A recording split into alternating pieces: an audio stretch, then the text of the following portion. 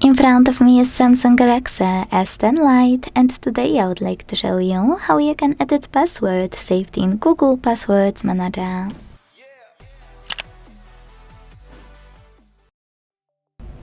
Begin by launching Settings and scrolling to hit Google.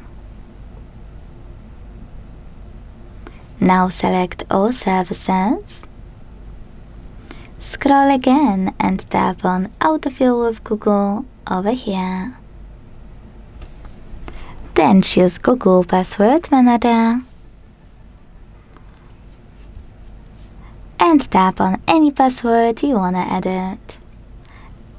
Enter your screen lock, hit Edit button and change whatever you want to.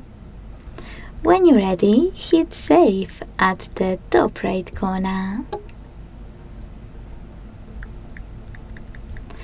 So when I do that, as you can see, my password and login has changed.